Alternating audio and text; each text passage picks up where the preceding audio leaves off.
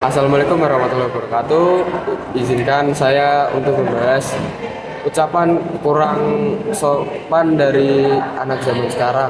Pemilihan kata-kata oleh masyarakat akhir-akhir ini cenderung semakin menurun kesantunannya dibandingkan dengan zaman saya dahulu ketika kanak-kanak.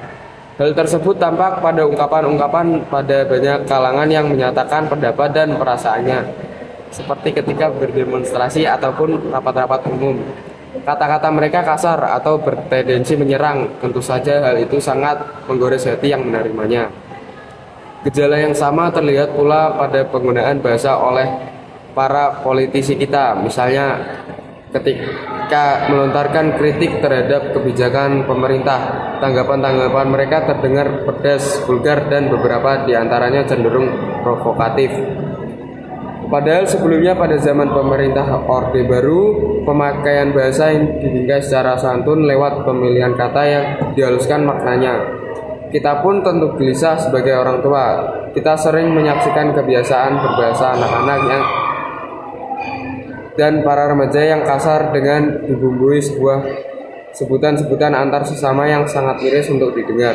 Fenomena tersebut menunjukkan adanya penurunan standar moral, agama, dan tata nilai yang berlaku dalam masyarakat itu. Ketidaksantunan berkaitan pula dengan rendahnya penghayatan masyarakat terhadap budayanya, sebab kesantunan bahasa itu tidak hanya berkaitan dengan ketepatan dalam pemilikan kata ataupun kalimat. Kesantunan itu berkaitan pula dengan adat pergaulan yang berlaku dalam masyarakat itu.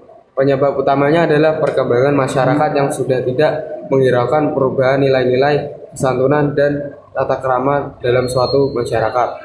Misalnya, kesantunan yang berlaku pada zaman kerajaan yang berbeda dengan yang berlangsung pada masa kemerdekaan dan masa kini.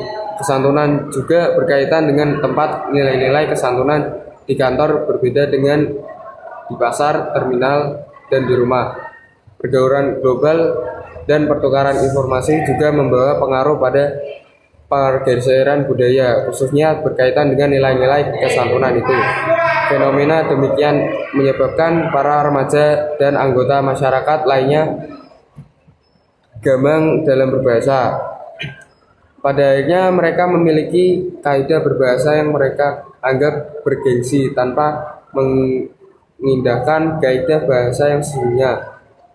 Sejalan dengan perubahan waktu dan tantangan global, banyak hambatan dalam upaya pembelajaran tata krama berbahasa. Misalnya, tayangan televisi yang bertolak belakang dengan prinsip tata kehidupan dan tata krama orang timur. Sementara itu, sekolah juga kurang memperhatikan kesantunan berbahasa dan lebih mengutamakan kualitas otak siswa dan penguasaan iptek. Demikian yang bisa saya sampaikan, kurang lebihnya mohon maaf. Wassalamualaikum warahmatullahi wabarakatuh.